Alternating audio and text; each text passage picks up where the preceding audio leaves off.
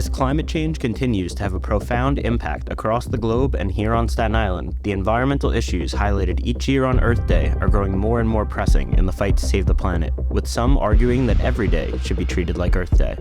It was born out of these grassroots advocates and organizations that wanted to push for less pollution, better air quality, better water quality.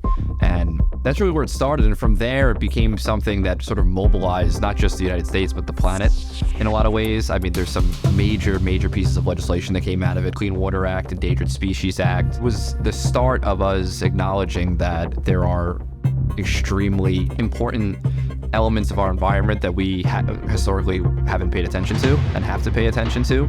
And I think we're seeing a little bit of that continue today, but it's continued in a little bit of a different vein, I think, than it initially started.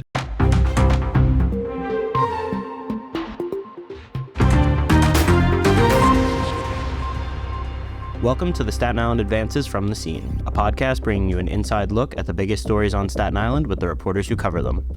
I'm your host, Eric Bascom, and this week I'm joined by Staten Island Advance climate reporter Joseph Ostapiuk to discuss various environmental projects and initiatives impacting the borough in honor of Earth Day. Thanks for joining me today, Joe. It's always great to have you on the pod. Yep, always fun to be here. Yeah, and we've got a bunch of different topics to discuss today. I shot you the outline yesterday, so you've already kind of given it a look. But before we jump into all of that, as our resident New York Rangers super fan here at the Advance, I was curious kind of how you're feeling about the team as we head into the playoffs. We're one game in, right? Yeah, so game one is today's Wednesday. So for the viewers to know, today's Wednesday. So obviously we just got past game one on Tuesday. Mm-hmm. So I could be looking like a fool in the future, but game one was great for us. 5-1 win, looked dominant, really just responded well. I'm hoping that we don't have to go through what we went through last year with multiple game sevens and for once in recent history, get through a series without having to go to the end and have some nail biter ending. But yeah, it was a good start for us, but we'll see.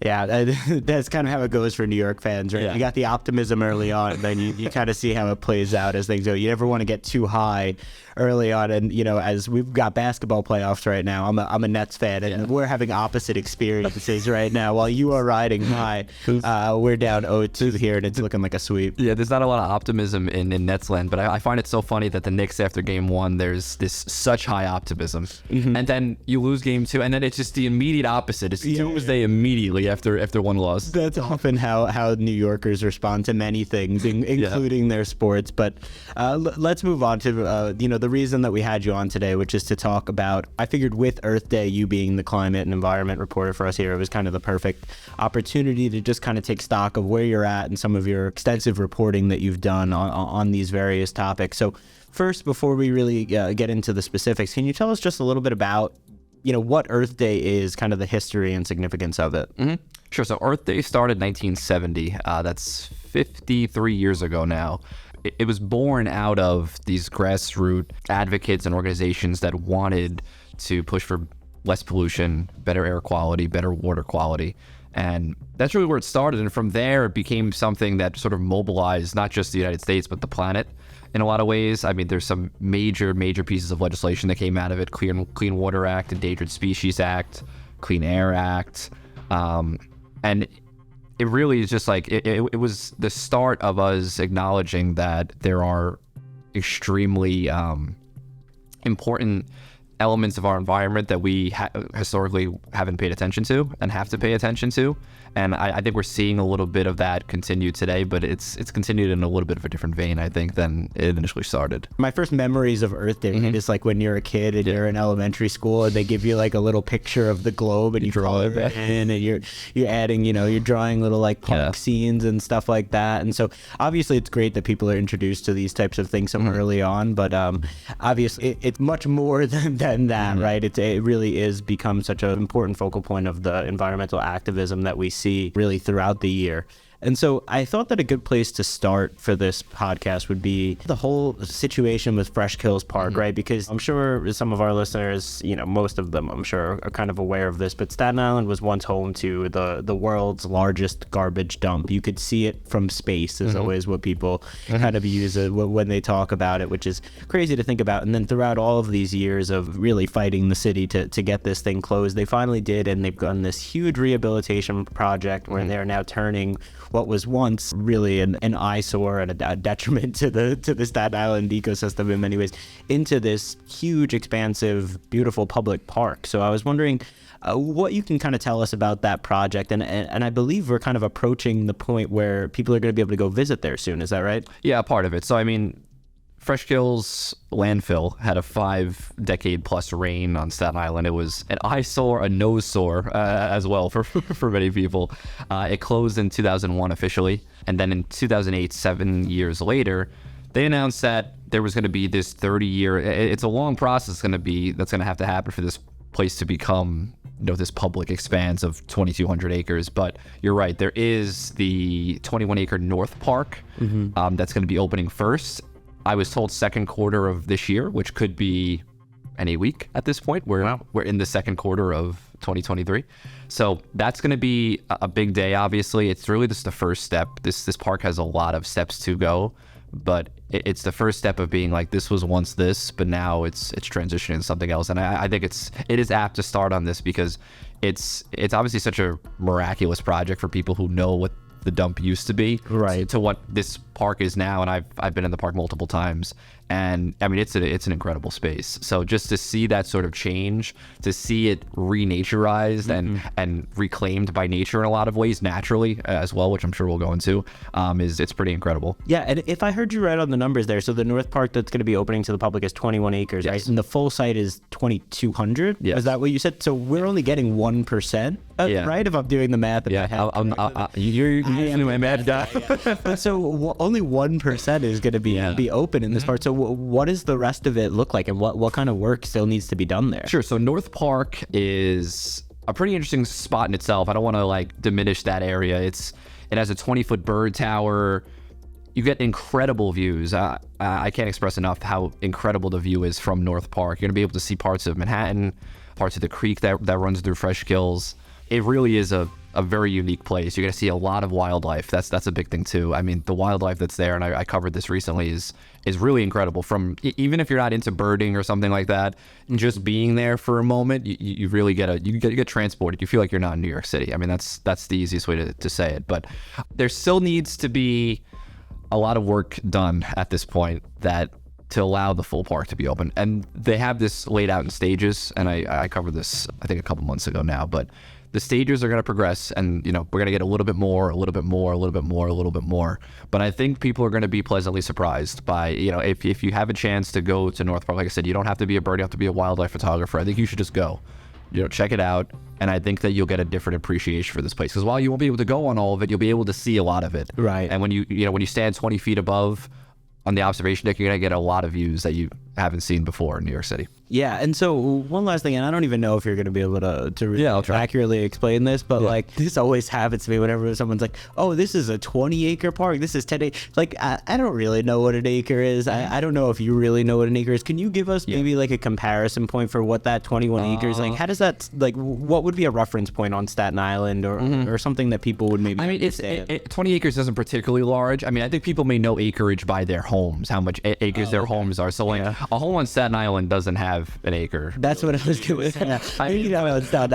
But 20 acres is a little under a half square mile. So it's not an incredibly large space. I mean, like I said, when you get there, you'll realize Freshkills is massive. And when you drive down the West Shore Expressway, you know that it's massive. You'll drive down the entire West Shore Expressway and realize Freshkills is huge.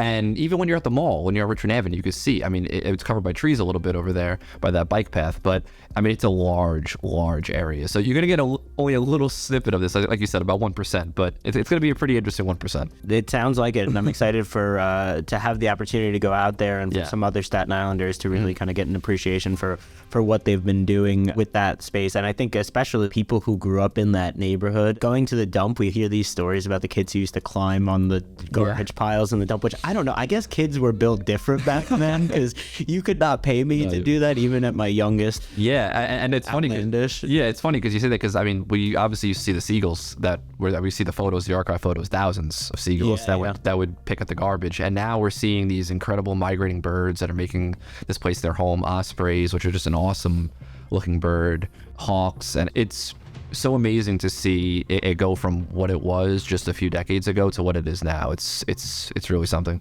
Yeah, and I'm really looking forward to it, especially as someone who's kind of picked up birding a bit.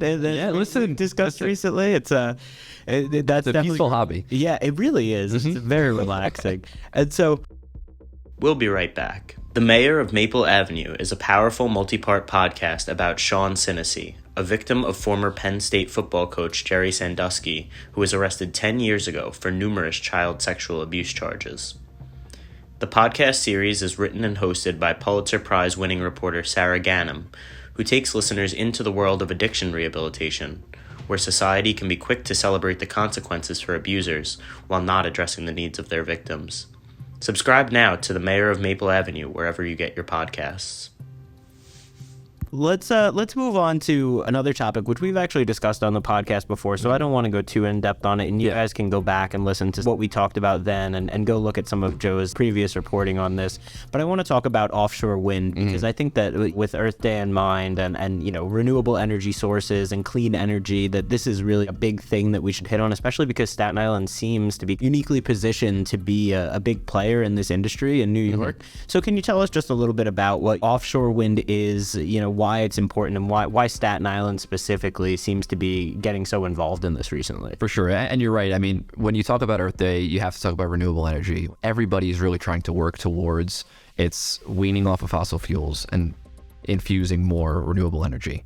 Fossil fuels are by far the most significant contributor to greenhouse gases, which heat up the planet, which create all these cascading issues.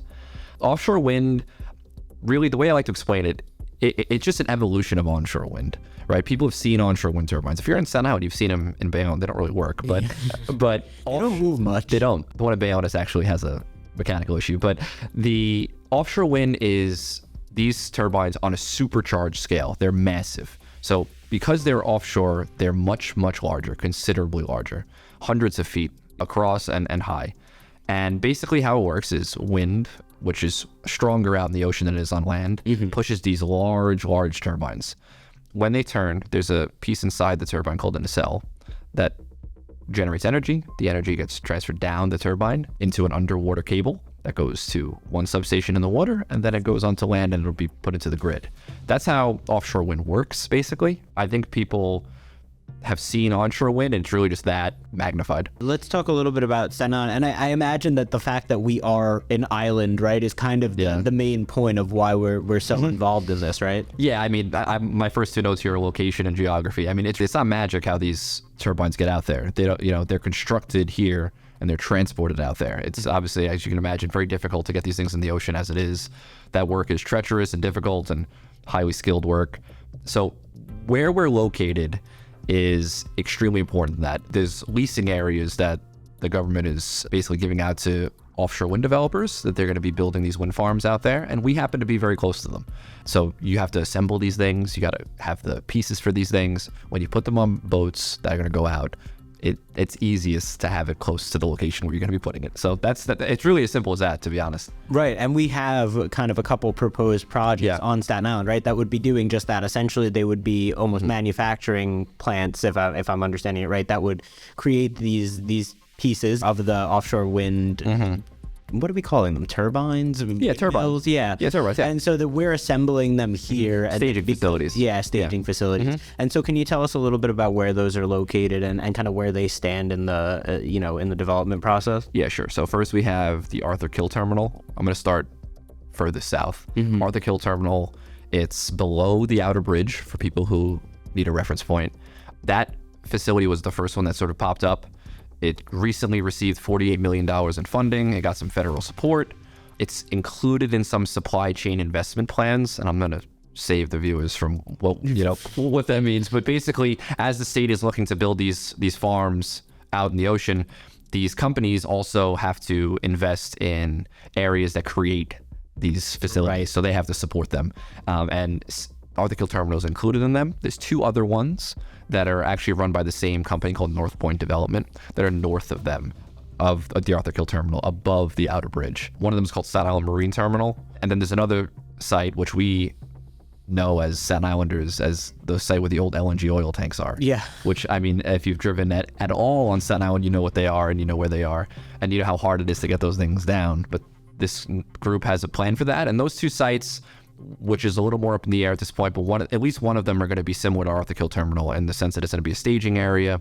They're going to get these turbines together so they can go off. The other one could be something like energy storage. It's a little bit up in the air, but yeah. Yeah, and I think that it's really exciting that Staten Island is kind of front and center in this big, something that's become this big statewide initiative that, that New York is really leaning into. So it'll be interesting to see how that goes in the coming years, because I imagine it'll take a little bit for this stuff to... Yeah, I mean, it's interesting because it does take some time to get going, but at the same time, the state needs to do this so fast. With the goals that the state's laid out for itself, it's ambitious, to say the least, like extremely ambitious. I can't even stress that enough.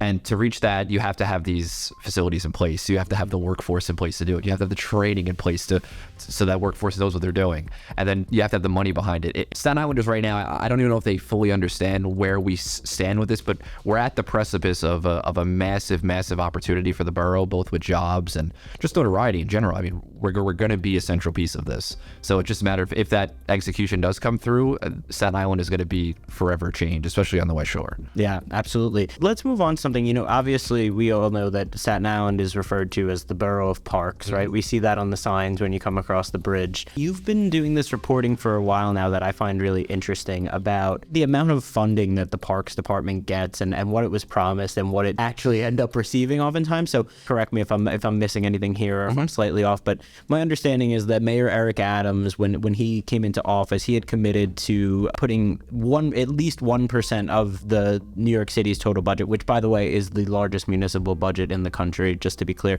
putting 1% of that budget towards the Parks Department, right? That hasn't actually happened yet, from what I understand in the subsequent budget negotiations. So you've done some extensive reporting on this in the past. Can you tell us what's been going on there with that situation? And, how significant would it be if parks were able to actually get that additional funding? There's a few important things you said, the at least 1%, and that's something I'll get to in a second. But I mean, this has been a hot button topic for years. It's not a new thing, but what really sort of revved it up is that, as you mentioned, as Mayor Eric Adams was campaigning, he signed on to something called the Percent for Parks Pledge, which basically said that he believes that the parks operations budget, and that's a key thing here, the operations budget of the Parks Department, because there's operations budget and capital budget, which are two separate things. The operations budget would get 1% of the city's overall budget, which, as you said, is a massive, massive purse. So far, he was obviously elected in late 2021. He started in 2022. He had a budget cycle through that. He did not come through with his Percent for Parks pledge in that first year. I asked, says, when are we going to get there? And I was told that he has at least, this was a quote I got, at least 4 years, because obviously that's as long as term is. Right. They're being optimistic that potentially he gets more than that. That didn't really inspire a lot of advocates, when you hear something like that, because when you sign on as one of the tenets of your campaign, you take out an op-ed in the Daily News, which he did, calling that this is something that should happen, and then you don't do it when the rubber hits the road, it creates a little bit of concern. Now we're in year 2. Budget negotiations are happening right now as we speak. Yep. And his initial budget was actually $50 million less than the final budget from his first year. So that really, for a lot of advocates who try very, very much to work with City Hall as much as possible, that was a frustrating thing for them, for sure, especially considering, as you mentioned, advocates were calling 1% as the floor, not the ceiling, right? The floor of the budget. So to say that we're at a unique point, I'm curious where we get to this year. If you're asking for my opinion, which I don't normally give, but I'll give it here unsolicited. I don't think we get there for this year. I could be wrong though. Yeah. But how then the pressure ratchets up each year? Because if he doesn't do it by 3, if he doesn't do it by 4, then he just lied. Yeah. That's really what it comes down to at that point.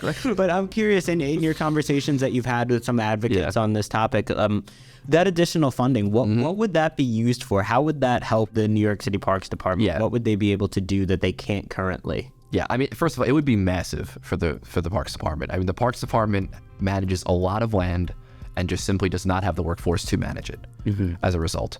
Before I go into exactly what the money would be for here, I want to just go into what some other cities get, because we talk about other major cities. Right. Chicago has 4.3% of its overall budget for its Parks Department operations. Wow. All right. LA is at nearly 3%. Washington, D.C., which is among the lowest budgets, is 1.1%. So all of those cities put together a substantial amount towards their parks departments, and for good reason. People use parks. They're free locations, and the cost to benefit ratio for putting money into parks is incredible. It's one of the best cost benefit ratios you could have in government. There's health benefits, there's mental benefits, exercise benefits. So having it maintained is such an incredible resource for the city. Specifically for New York City, the majority of the operations budget goes towards its frontline staff. So that would mean more forestry staff to manage the parks, better responses to 311 complaints if there's issues at parks and stuff. We've seen some of these conditions get a little bad, but Parks Department employees are spread thin in a lot of ways for this. So it would really improve the workforce and allow it to maintain the areas it has. And the areas are used by so many people. So like I said, the cost benefit ratio is extremely high for it. If you're going to put money into something like this works pretty well for it.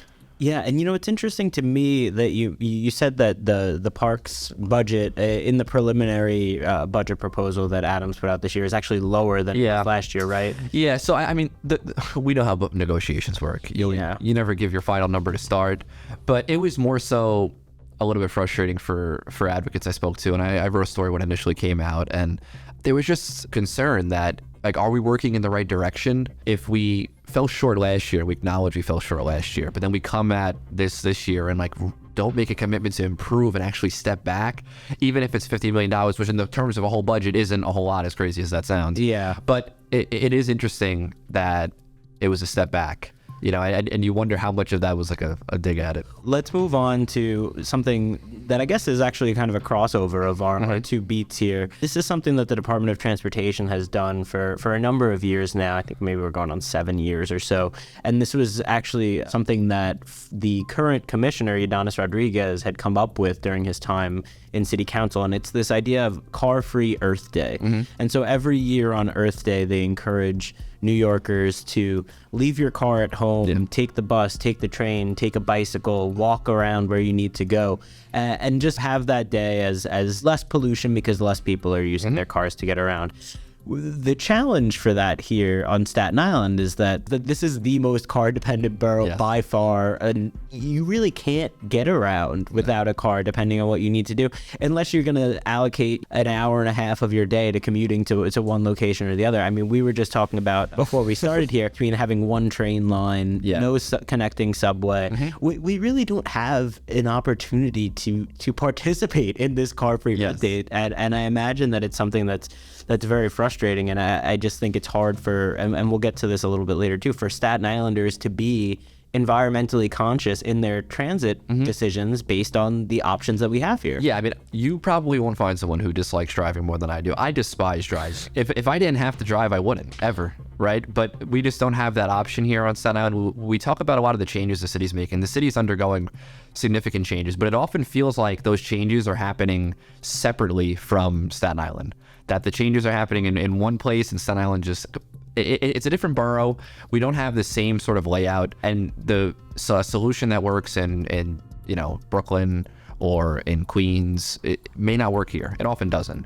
So like things like bike share, we've spoken about that before, and its folly here so far, and how difficult that's been. So I mean, it's just really that a lot of the city's solutions don't necessarily just work here, and so far they haven't really. So I mean, there's a lot of people who I'm sure would love to depend on other transportation options on Staten Island, even people on the South Shore who are probably the most car dependent on the borough. I mean, on the North Shore you have maybe some slightly more opportunity to be less car dependent, close to the ferry, but I mean, otherwise this large swaths of the borough that you simply could not get around with, because there's just the micro-mobility options aren't there to even connect to main transportation options. And those main transportation options aren't exactly expansive on the borough. I mean, you talked about the one train line. This may be a sacrilegious thing, but I've actually never taken the Staten Island Railway. Wow. Never. I mean, I lived on the West Shore and the North Shore my whole life, so I never really had a need to, but I've never taken the Staten Island Railway. If there was a railway on the North Shore, I would surely take it. I mean, but there isn't. Your Climate Diaries series, and I can't remember if we touched on this the last time that you were on the podcast. I think you were just kind of working on getting it off the ground. So can you tell us a little bit about what that series is and some of the different topics that you've tackled so far? For sure. So I mean, the idea came from honestly speaking to a lot of experts over the past few years. A lot of experts are incredibly knowledgeable, but not great communicators. Some of them are, which is terrific, but some of them aren't. And when we have these conversations, I realize a lot of my job comes down to making this stuff palatable for Staten Islanders, because whether or not they understand it, it does matter to them. So whether or not they understand sea level rise, you know, the mechanisms that drive it, regardless if they understand it or not, it's going to happen. So I felt a responsibility to sort of explain some of these complex topics, and some of them get extremely complex. You know, a lot of the science, you know, I don't expect people to read IPCC reports and understand what's going on, but when you read them, they're extremely complex, but they have such important ramifications. So I felt like there was a communication barrier there. And I think the way that I wanted to go about it was to try something new here. And you know, I'm lucky our editors trust us in a lot of ways to do a lot of things. And I pitched this, which was basically sort of a first-person story where I try to have a conversation with the reader. I haven't written in first person since like high school, so that was a little bit of a change. But basically, we take some complex topics. I went to things like, how did our mild winter affect plants and birds on Staten Island? Because I heard people talking about, oh, I'm seeing like sprouts in the ground earlier just because it's mild winter, right? And the answer was like, sort of not really. But I mean, you can read the story for that. But other things too, like how is climate change affecting tornadoes? And that one's another one where like, it's a complicated topic, but there are answers to it. And I spoke to an expert who walked me through it. I spoke to some people locally about stuff like wildfires as well. And then recently I went to the Forum for a Sustainable Future, which was a huge event on Staten Island at Wagner College, where we discussed some of the things like offshore wind that are happening, like Fresh Kills Park, and really just like trying to bring people a little bit behind the curtain and being like, okay, this is what's going on with this topic, and trying to explain it in a way that's palatable. I hope it at least serves, you know, for people who are interested in the stuff, maybe they're become more interested. And it's really, I geared in my mind to people who aren't interested or like feel like I don't get it, I don't feel like getting it. I'm trying to make it as conversational as possible. One of the commentaries, I think the one that's done the best in terms of views as well, has been the ferry, and basically how its inconsistent service is not in line with the city's ambitious climate goals. Yeah, and that's the one I wanted to get to next. You mentioned the ferry one, which is one that we had talked about before you wrote it even. You just kind of like floated the idea to me, hey, I'm thinking about this. And can you tell us kind of the background of how this came about for you? Yeah, I'll be honest with you. It started out very selfishly for me. So I was coming back from a Rangers game. As we speak about, sometimes I'll take the ferry there, or I'll take the fast ferry even, which I'm an advocate for. I like the fast ferry. And I would, take the shuttle bus to the Garden, and then obviously after the Garden, the fast ferry's done. So, which is a different gripe. But I'll go down, take the one to the ferry, and then you take the ferry home, right? I like it. It's cheap, and it's usually reliable. But I got to the ferry terminal in Whitehall, and I had just missed I believe it was the 10 o'clock. And then I was like, okay, I'll just take the 10:30, right? And then I get a message over the loudspeaker that the 10:30 is not coming. So now it's the 11. Now, the interesting thing is I was at the game with somebody else who was going to Long Island. They left the Garden the same time I did. I went down to the ferry, and she went to Long Island on the LIRR. She was home on an hour LIRR ride, and I was still at Whitehall Terminal. Wow. So I could have driven home in about 30 minutes from the Garden. But instead, I was in Whitehall Terminal. And I don't mind usually the extra half an hour that it would take to, take the ferry and stuff. But to have it not reliable was extremely frustrating. So that's when I started to think about it. That, I was looking at it. It was like a Tuesday night or something at 11 o'clock at night. There was like 300 people. And in terms, there were a lot of people there. Yeah. And the reason why I built up that much, because there was no boat. I just thought about, okay, well, there's a lot of people here, and obviously because nobody was at the 10:30. But I'm thinking about how the ferry service has been so inconsistent since COVID, and then even after COVID, after it was okay, it's no longer about being sick or people being sick. It's more so about people not being overly motivated. It's not a staffing issue. The staffing is what it comes. So down they can't hire enough people to do it. So amid their discussions over their contract, which you've covered extensively. So I was like, how many people? And this is a harder metric to follow. How many people didn't take the ferry that night? How many people did what I did? I'm not going to take the ferry because I can't rely on it. And I'm not going to know about it until I get to Whitehall, because maybe people don't, because the only other way you really know is by checking the DOT's Twitter, which can sometimes do it not so long before, which is just like another frustrating thing. So that was interesting to me, because you obviously want people to take the ferry. The ferry is most effective in terms of environmentally friendly option when more people take it. And it also obviously takes cars off the road, which is a whole separate thing. So that's basically where the inception of that story came from. And I dove into it. I got some interesting stuff about, the efficiency of some of our ferries and how efficient the newer ones are, which is awesome. But it obviously is with the undertone that it just simply hasn't been consistent.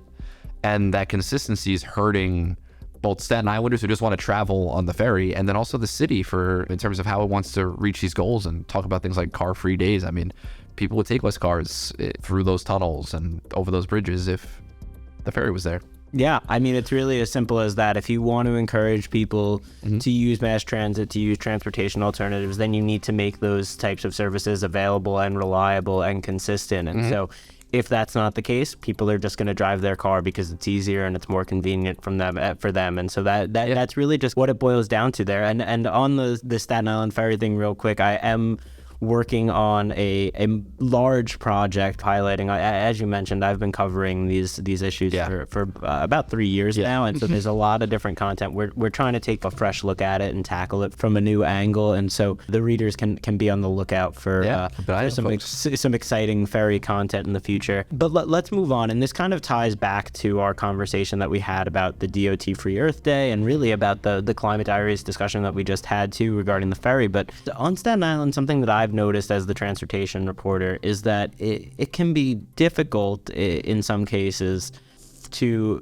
improve and encourage sustainable transit on Staten Island, in part because many of the residents here, to be frank, and many of the elected officials as well, kind of oppose those initiatives. So we see things like just kind of the general sentiment on Staten Island make it more difficult for the city to actually do anything, right? Because it seems the public doesn't support it. The city probably looks at it as why engage in the headache with an island that seems wholly against any sort of sustainable options.